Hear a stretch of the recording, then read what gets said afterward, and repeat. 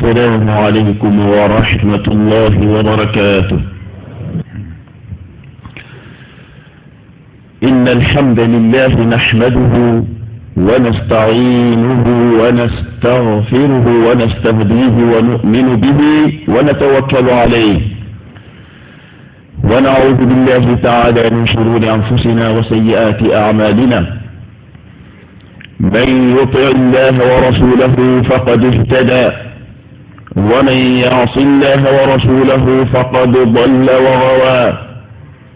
وأشهد أن لا إله إلا الله وحده لا شريك له، له ما في السماوات وما في الأرض وما بينهما وما تحت الثرى. وأشهد أن نبينا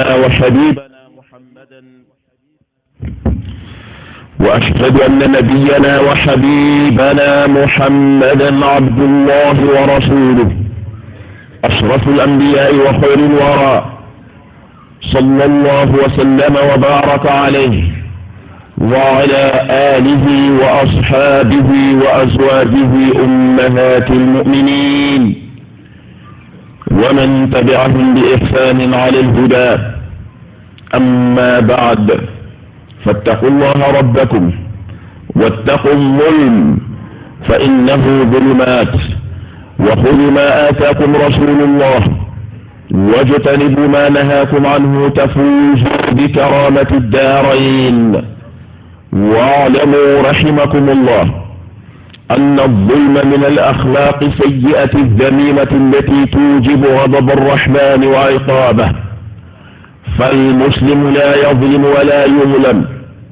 إذ الظلم بأنواعه الثلاثة محرم في الكتاب والسنة. قال الله تعالى: لا تظلمون ولا تظلمون. وقال عز وجل في حديث قدسي يرويه عنه نبيه عليه وآله أفضل الصلاة وأزكى السلام: يا عبادي إني حرمت الظلم على نفسي وجعلته بينكم محرما، رواه مسلم. وقال عليه الصلاة والسلام: اتقوا الظلم فإن الظلم ظلمات يوم القيامة، والحديث رواه الإمام مسلم. وقال عليه أفضل الصلاة وأزكى السلام: من ظلم قيد شبر طوقه الله من 7 أرضين، متفق عليه. وقال الحبيب المصطفى عليه من ربه أفضل الصلاة وأزكى السلام: إن الله ليملي للظالم حتى إذا أخذه لم يفلته. ثم قرأ: وكذلك أخذ ربك إذا أخذ القرى وهي ظالمة إن أخذه أليم شديد. بل أمي الله تعالى تم قدمني نافع كبركني نافع كندني جمو يافع بنينا للفه. أمي توبي كتاما على كان تبو من كان جمو يافع. أمي أنسمي يروك الله سبحانه وتعالى مما من زمنا لليس ميرونينا مسادو أبولو هيرو تيبا فم بيسي باي أكام مسايا تيبا ويكادو كافو سيب بلا جليد دفر لك سيب بنياني كرامما كاميني ألا في ألا كان سمي يروك علي mbadu ambe tangani miseti nife kabwa nin toro mananga wale jugu kelu okofe mimma min tugura Allah ta'ala naka chidengo ikado kafo tugila madi kanda sira min ala kan faruka mimma min fana Allah subhanahu wa ta'ala naka chiden kan soso atini filila aye sira chienenta filisira kuna boya sira ala kambela jeli kishika bo oman kashiria joro barka maina kabenin dombaima ni Allah subhanahu wa ta'ala ka kilinyai aboni nan so sanani watibe la ilaha illa Allah katuka kurakuraya ka simentia ningun ka fo akasabati buskuna ke walu kaira ame ala ke shere ka kadamfam beke shere ka faraka melekeuka ani larsi beni melekeu ko awndara la tafobatu fenti min batuli ci safa wal maduma ala andara la telefona kere kini ala kan babaka ala kan fatwaka ni le dine ka shere o ko fe ka fo Muhammad bin Abdullah ala ka jondo ala ka chidendo kishini nema ani barka ka dafari wala ka kaka kapsa ciden be danfɛn bɛɛ la hɛrɛma don kisi ni nɛɛma b'a ye a n'a sɔdunde sanimaw a n'a ka sahabaw fo ka taa se muminun baw ala ye minnu sugandi ni kiraba ka sotigiya ye fɛn sanimanw don fɛn bonyanenw don ala de y'u sugandi ni a ye kisi ni nɛɛma b'u bɛɛ ye ani maa o maa tugura ninnu kɔ ka kanda sira ɲinɛ fo ka taa se kiyama don ma ala k'an bɛɛ fara o kan badenw an bɛ an yɛrɛkun bilasira ni fɛn fɔlɔfɔlɔ min ye ka lamɛn jɛkulu bɛɛ bilasira ni o ye o de ye an ka siran ala ɲɛ subhanahu wa ta'ala sabu ni maa min siranna ala ɲɛ i bɛ sutura de ni maa min siranna ala ɲɛ i bɛ bonya sɔrɔ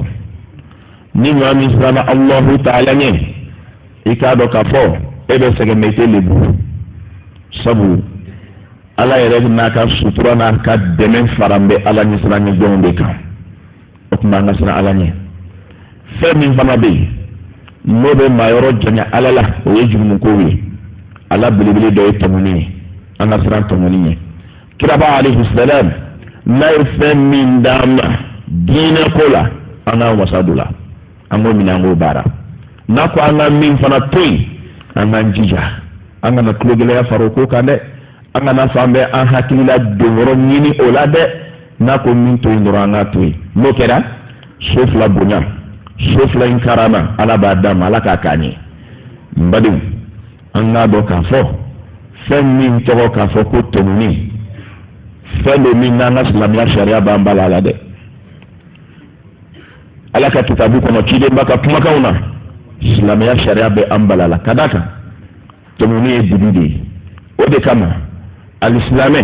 mumini dayɔrɔ ɲini na i tɛ tɔmɔni sɔrɔ ale ka waleya la o ale b'a yɛrɛ kun de ɲini sabu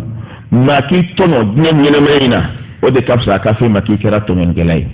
baara ɲɔgɔnya de don wa sigiɲɔgɔnya de don wa furuɲɔgɔnya de don wa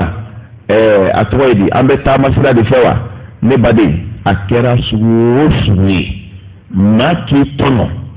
o de da ka di la ala fan fɛ a ka fɔ ko tɔɲɔni bɔra yɔrɔ dɛ nin kama silamɛ tɛ tɔɲɔni kɛ mumini t'a kɛ a t'a kɛ n'a kɛwale ye a t'a kɛ n'a kumakan ye tɛ tɔɲɔni kɛ n'a dusukun ye n'o ye hasidiyaw ye n'o ye bɛnsɛnkɔniyaw ye b'a nɛ latanga ka bɔ adamadenw tɔɲɔni ma jango a silamɛɲɔgɔn dayɔrɔ makaran de don koyi yɛrɛkun ɲini de don mun y'a to dɔnnibagaw b'a fɔ ko maa k'i tɔɲɔ o ka fisa i k'a maa tɔɲɔ ye sabu ni maa y'i tɔɲɔ a y'a k'a yɛrɛ de la a kan bɛ ko n y'a kɛ kari la ko n y'a don a da n y'a kɛ tan ayi k'i k'i nin ta k'a y'a k'a yɛrɛ de la sabu kiraba ka kumakanw b'o jira n'an bɛna se minnu ma wala in kɔnɔ o la tɔɲɔnikɛla a ye maa min tɔɲɔ kiyama dɔ don o ka hakɛ bɛ minɛ ale de la k'a d'o ma donc i tɔɲɔnna diɲɛ na yan i tɔɔrɔla i degunna nka i y'a ta ni ala ye kiyama dɔ don wasa di ala k'o k'a ɲɛ k'an kisi tɔɲɔni ma ala kan'an kɛ tɔɲɔnikɛlaw ye ala k'a don an ni tɔɲɔnikɛlaw cɛ o la sa mun de y'a to silamɛ tɛ tɔɲɔni kɛ mumini tɛ tɔɲɔni kɛ sabu ka d'a kan tɔɲɔni sigiyɔrɔma saba don kuma lasurunya la sigiyɔrɔma fɔlɔ zulmul ibadi li rabbi jɔn k'u tigi ala tɔɲɔ ala dun bɛ tɔɲɔ cogo di sa ala tɛ tɔɲɔ dɔwɛrɛ koyi ala ko ale de ye masa kelen ye e ko dɛ kolon bɛ se ka dɔ ɲɛnabɔ dankun bɛ dɔ ɲɛnabɔ jinɛw bɛ dɔ ɲɛnabɔ wɔkulɔw bɛ dɔ ɲɛnabɔ kɔntɔrɔ ni sanɛ bɛ dɔ ɲɛnabɔ an ka sɛbɛnw n'an ka nasiw bɛ dɔ kɛ kaburubɔgɔ bɛ dɔ kɛ an ka dugawutajiw bɛ dɔ kɛ subhanallah yala tɔɲɔ dɛ o de y'a to ala ko a ma kuranna kɔnɔ subhanahu wa ta'ala inna shirka la zulmun azim a ko filangafɔya kolonmuso ko ni dangunko n'i tɛ filangafɔya ninnu o de filɛ ka fili nin badi kolonko dangunko laturuko buguriko morigɛnani kandun kɔntɔrɔnko pɔsɔn i y'a faamuya jinɛw ni wɔkulɔw ka taa sew n'a ɲɔgɔnnaw ni ko kɛra a tɔgɔ ye di ko n b'a don kaburu sinala i bɛ nɛnɛw da an ka wulakɔnɔlaw la kalili bɛ kɛ kaburu de la c'est-à-dire a dɔ bɛ yen a bɛ sɔn k'i kali ala la nkalon kan mɛ u bɛnba kaburu minnu b'u fɛ u ka dugu la u ka burusi kɔnɔ n'i ko a k'i kalo la hali tulonkɛ la a tɛ sɔn filangafɔya jɛlen fili kɔrɔ yɔrɔ nin b'an selibaga caman ka baara la o de y'a to ko in kan ka ɲɛɲini k'a dɔn yanni examen don cɛ examen dum me ne fa hala manjana ala repoti iqtaraba lin nas hisabuhum wa hum fi ghaflatin mu'ridun ako jon ko wati sera koy ko sega sera dantigali sia kontrabandi sambina ni ya balumina gita nyefo alaye ala ko ka sera o kuma yalo donche ne badum fenga na ni le ka nye donde ni hakilina de danga machamana ati feli balide ati hiji bali ati halanga jagabo bali jagabo bogoy la yawm be fagayre adoba fi ko sansa be la yabo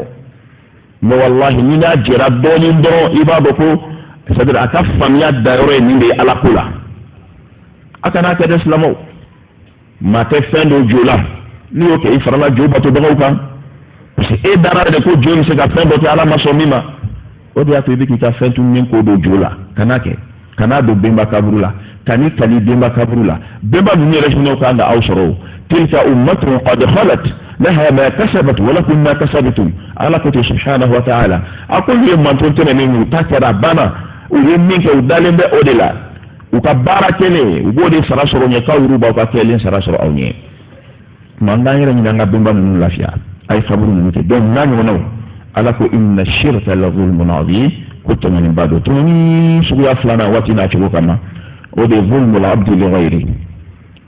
jonga manwa tono makana kewalila sulkila kono sani fedela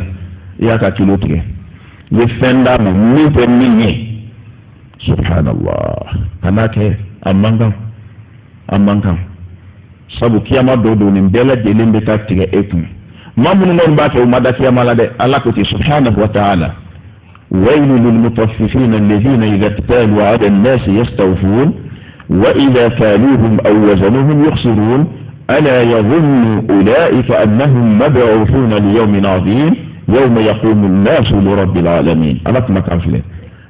أقول جهنم ويل بمغوية جنو للمطففين كيلو نغشباو في رجوع كباو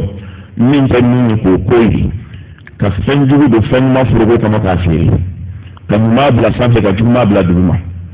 سبحان الله kira dona madina sugu kono sendo ka yala tara so balu firna do kembe ka ninke e ba fo ko ala de ko kira ma ki bulo do balu ne ka fle de suma be minan kono safela chekani o jalen ko mani kira ibo ho kadika ba bulo tara do balu nyigine na kira ko munyi blanna akoko sale asoro shiro ko sana na le nyine ma ko yale ka balu fere ta soro ko kama kale fana jalan fitin nyini ko ka kuna pour que mo kana do kira ko me pour que nyine bla sanfe akoni mami yan islamu na maraita ndoye kiraini fo o de sefe sallallahu alaihi wa alihi wa sallam idan ala ko munu na bare kilo tigay na nuba sammo fe o ba fi ko kari na kilo sede parce que ale ba do kale be minga mo wala o ni bam sona ka fanana donc toujours aba reconnaître ale dalen de mo shila saba ale rete mangue ala ko subhanahu wa ta'ala alladhina idha kitalu ala an-nas yastawfun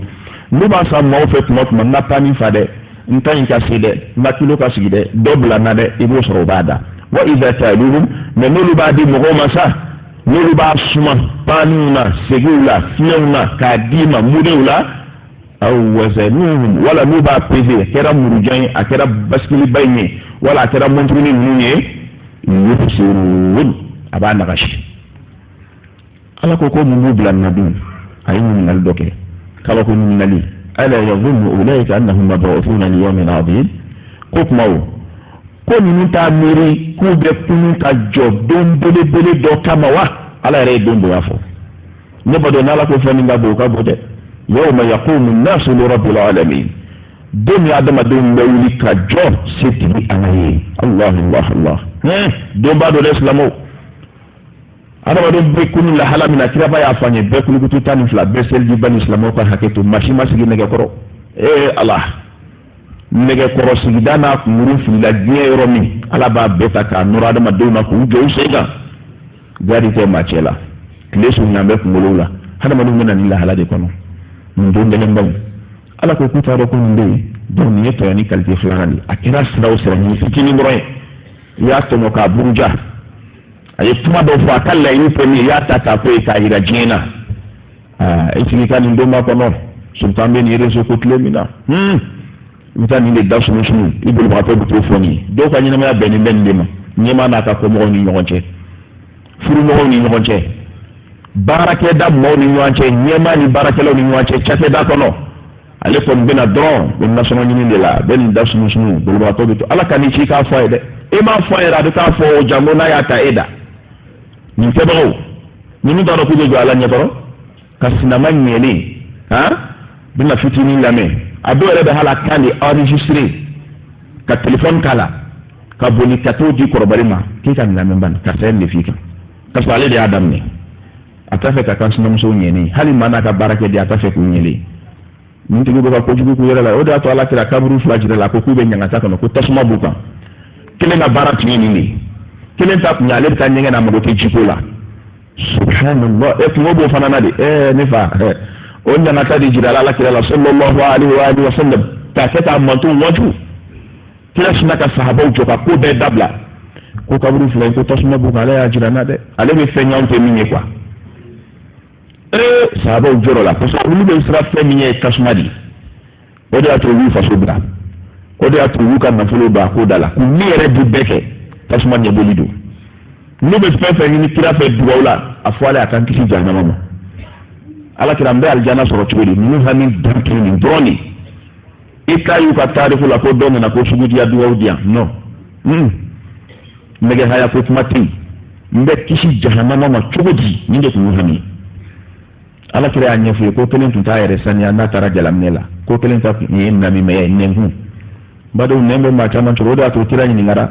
mun ka teli ka maa se jahanama a ko alifamu walifarj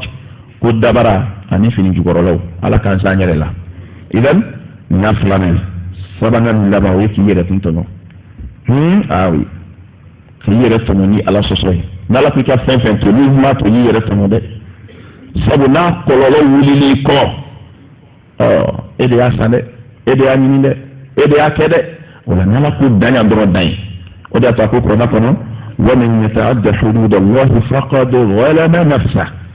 a ko ale ala ka danbilali ye ni maa min y'a sago k'i yɛrɛ kun tɔɲɔ ala k'an kisi yɛrɛ kun tɔɲɔ ma nin qualité saba de don silamɛ t'a si kɛ munna ka da k'a bɛɛ haramuyalen don an ka kitabuba kɔnɔ ani cidenba ka kumakan sanumanw sallallahu alaihi wa alihi wa sallam o de y'a to ala b'a fɔ an ye la tazlimuna wa la tuzlamun silamɛw mu'minu dayɔrɔɲinaw a kana maa tɔɲɔ wa i k'a dɔn aw y'u tɔɲɔni tɛ ta k'aw fana sɛgɛrɛ hali bi Allahu subhanahu wa ta'ala hadisa ba dɔ kɔnɔ hadisa min ni kira b'a minɛ a sigi ala fɛ directement u b'o wele ko alhadithul qudusi o ye hadisa baw ye o tɛna jigila ka sira fɛ dɛ o bɛ don ala ni ciden yɛrɛ cɛ soit k'a kɛ ilhamu ye k'a dɔnniya bila a kɔnɔ walima k'a d'a ma cogo wɛrɛ la min ka di ala ye minnu bɛna jigila ka sira fɛ ka caya o ye kuranɛ ayaw ye amma alhadithul qudusi o bɛ tɛmɛ ala n'a a ka ciden cɛ sallallahu ala muhammad o hadisa ba in dɔ kuma caman b'a kɔnɔ dɛ mais hadisa in yɛrɛ fɔlɔ la min na ni ala y'o fɔlɔ fɔ kira ye o de ko ala ko ya ibadi ni ala ka jɔn inni haramtu zulma ala nafsi a ko n ye tɔɲɔni haramuya n yɛrɛ kun kan wa ja'altuhu bainakum muharrama n y'a k'aw fana ni ɲɔgɔn cɛ fɛn haramu ni ye ala n'a ka se n'a ka kɔrɔta n'a ka bonya a n'a ka fanga a n'a ka kalandenya o ko ne tɛ jɔn tɔɲɔ wa ale tɛ jɔn tɔɲɔ koyi wa ma rabbuka bizallamin lil abid ko ale tɛ maa si tɔɲɔ ni nin kɛra ala jɔyɔrɔ ye anw ɲɛ kanciw bɛ taa mun fɔ ko furunin bɛ e ye k'e ye duuni kelen sɔrɔ 20 sur 21 diɲɛ na yan i yɛrɛ fɛn min t'i ta i bɛ luwanse de la kɔnɔ sɛbɛn min b'i tɔgɔ la i malasalen don ne fa ne ba i nɛgɛnin don ni sɛbɛn ye k'e b'i disi gosi ni o ye ka walidenw ta sunna ni farida la ka min sago kɛ ko n ka du i t'a ala ta kɛ ba o de ka f'i ma e ye luwanse ɲɛntanci don sɔnni bɛ bɔ ka du ta a tigi bolo tiɲɛtadenw de ta don olu yɛrɛ dɔw perese bɛ i ka sa o an ko dutigi sabali sɛbɛn original bɛ tunu a taara min a bɛ duden dɔ bolo n'a kɛra ko ye don min bɛ ne bolo yan n sigi bɛ k'u kɔnɔ subhana a ko min bɛ nin cogo la e dɛsɛra ka ala ta de baara o kɔnɔ f'i bɛ waso jala ma ten maaw tɔɲɔnen b'i bolo u yɛrɛ dama b'a la ka ɲɔgɔn tɔɲɔ i ko e da tɛ kuma la k'u cɛ k'u kɛ ɲɔgɔn na k'e da tɛ kuma la o tɛ bɛn dɛ o tuma ko ye mun de ye maanifin k'i yɛrɛ kun ɲini silamɛw tɔɲɔni man ɲi dɛ tɔɲɔni kɔlɔlɔ a bɛɛ tɛ se ka se walada kelen na ala ko k'ale t'a kɛ dɛ k'ale tɛ maa si tɔɲɔ kuranɛ fana ko ten inna allaha la yuzlimu an-nasa shay'an قال الله تعالى موت فويلا تونتالا ni jonche ni min ke wallahi din nenuri wa fana sharia bedi bijo ire de bafo ko awon yake koy jongala la ni min ke koy dugulo ba foti yake yoro sharia banen sade il farqulu bi sharia ita donc toontala fi ko kuma ko fana kana nwantuno o ko sala kira alayhi salam watuna ci ko kama ako hadisa do ko non ako ittaqu zulma fa innahu zulumat kan nasiran tengani ko kada ka dibide to ni kabri nyela to ni kala duskun fine lo de babla to ni na to ni kala duskun na loro tablo o de babla to ni na wa qabru dibide ala kan tishama feta dibi wuli nyela ya ka se kabruma fita je ko ka mawka to ni fon sekuma min ga na fulu ngana muna aseginde ne fa bien fo so ko momu yere bu pusni mawki ku teti cherere la umine na ko sobe de umine na wallahu min be do teta na fulu te banduna e bisa ma bukida ka wari min ma banduna e ni Allah harata kake e maro ni ka ko sanga blira nyesa o kuma nga dabla nga here bodula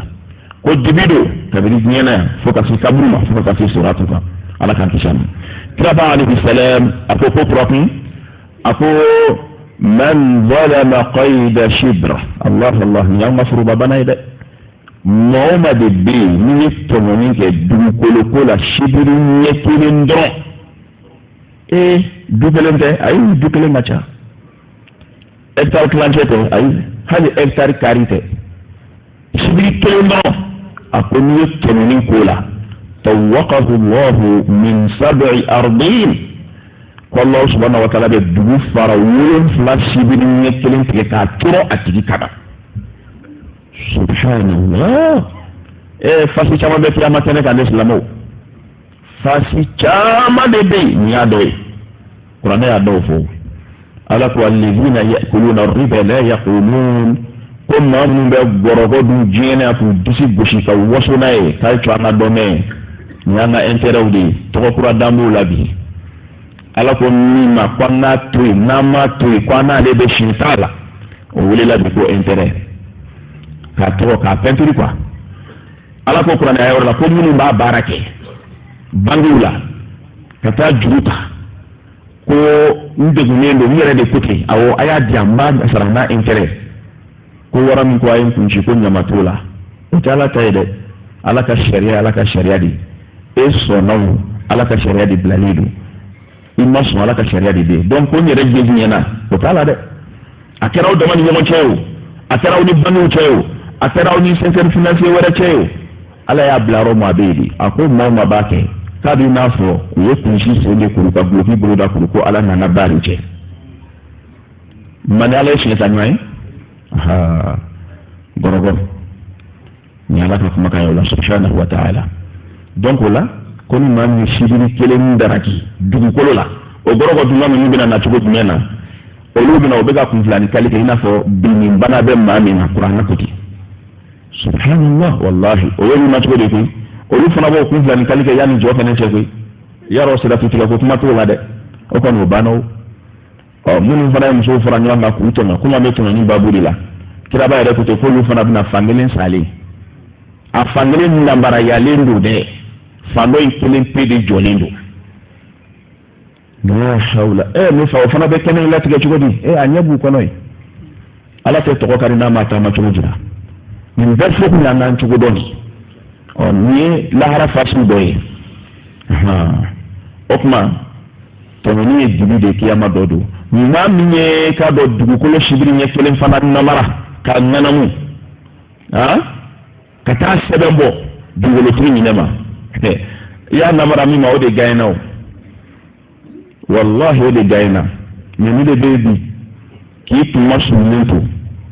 ado de dugulo do namara dugulo tigi ka sura ka ko ale reshi aka ko ale shi mais inshallah avec un kalo seme ngalo papi avec to bo o be sini fangala ka dama kwa ta titri me wuli do mi ko mba fe kana dugukolo do dala ka nyere sutura nai abe fa ko karamo ko titiri be nina de ado be shirika bini wade wala ma farayta du ko lembe min mulo sam biiri ka de ebe min ki datu ika sam biiri ka jiri ba kono kolon sinin ba kono so ba kono kitara barake titiri ka du ko la kasro titiri babul halate furo infando la hawla wala quwwata illa billah ni be jama'an ni be dugu ngoma wani dugukolo mana ka denbaya sigili a kan san bi joli maɲumako la ka taa sɛbɛn bɔ a la a bɛna minɛ denbayatigi fana de la k'a di nin kalabanci in ma koyi munna ko sɛbɛn b'a bolo sɛbɛn tɛ denbayatigi in bolo sɛbɛn b'a bolo sɛbɛn tɛ dugukolotigi in bolo nka a bɛ ɲɛnabɔ ala fɛ yen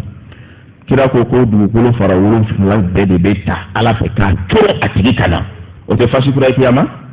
o ye fasi wɛrɛ ye ne fa o fana bɛ kitatiri daminɛ n'o ye sa dɛ bɛɛ b'a dɔn ko nin ka baara tun ye dugukolo namara ye k'an to diɲɛ na la hawla wala quwwata illa billah a ye tɔɲɔni dabila a man d'a la ye kira b'a alayhi salam a ko kura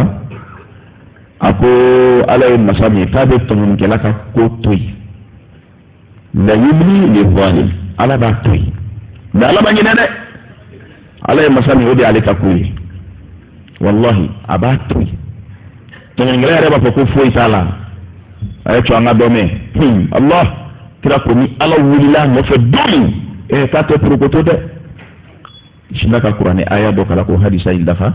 wa kadhalika akhdhu rabbika idha akhadha alqura wa hiya zalima inna akhdahu alimun shadid ko i tigi ala ka minɛni bɛ nin cogo de la n'a ye dugu minɛ k'u to ɲɔgɔn tɔɲɔ la n'a ye dugu setigiw minɛ ka sɔrɔ u kɛn bɛ ka sentanw tɔɲɔ n'a ye fangatigiw minɛ ka sɔrɔ u kɛn bɛ ka fangadanw tɔɲɔ ko ala ka minɛni ka gɛlɛn dɛ ala k'an kisi ala ka minɛni juguya ma بارك الله لي ولكم في القرآن العظيم ونفعني وإياكم بما فيه من الآيات والذكر الحكيم أقول ما سمعتم وأستغفر الله العظيم الجليل لي ولكم ولسائر المسلمين من كل ذنب فاستغفروه إنه هو الغفور الرحيم لله الخالق الأكبر وهو على كل شيء شهيد المنتقم من كل ظالم جبار عنيد المنعم على من اتقاه من عباده بالتوفيق والنصر والتأييد والصلاة والسلام على رسول الله وآله وصحبه بدل عم سيتجي تاني فنتجي دان مسا تجري سرا مسا يركن تنلو أن ما ورد تنبغولا ما يدالين دان سغولا به على دي تجري سرا بغولا ما فند من بغدو على أبن ما دمي كان نيماتا ما من سرانا على كجو على كدونا abo tigi dɛmɛ n'a ka bɛnsima ye n'a ka dɛmɛ ye n'a ka sankɔrɔma dolo ala k'o kɛ an ye a ye salatu kɛ ala kira kan sallallahu alayhi wa alihi wa sallam ala b'o ɲin'an fɛ kuranna kɔnɔ haythu yaqulu azza min qa'ilin subhanahu inna allaha wa malaikatahu yusalluna ala an-nabi ya ayyuha alladhina amanu sallu alayhi wa sallimu taslima اللهم صل وسلم وبارك على عبدك ورسولك محمد صاحب الوجه الأنور والجبين الأزهر وارض اللهم عن الأئمة الأربعة الخلفاء الراشدين أبي بكر وعمر وعثمان وعلي وعن العشرة المبشرين بالجنة وعن سائر الصحابة والتابعين ومن تبعهم بإحسان إلى يوم الدين وعنا معهم بمنك وكرمك وجودك يا أكرم الأكرمين اللهم أعز الإسلام والمسلمين وأذل الشرك والمشركين ودمر أعداءك أعداء الدين واحمي حوزة الإسلام اللهم من أرادنا وأراد ديننا وبلادنا بسوء فرد سوءه في نحره واشغله بنفسه واكفنا شرهم بما شئت يا رب العالمين اللهم اجعلنا هداة مهتدين اللهم آمنا في أوطاننا واجعل بلدنا آمنا رخاء مطمئنا سخاء وسائر بلاد المسلمين واللهم ول أمورنا خيارنا ولا تول علينا شرارنا ربنا آتنا في الدنيا حسنة وفي الآخرة حسنة وقنا عذاب النار سبحان ربك رب العزة عما يصفون وسلام على المرسلين والحمد لله رب العالمين.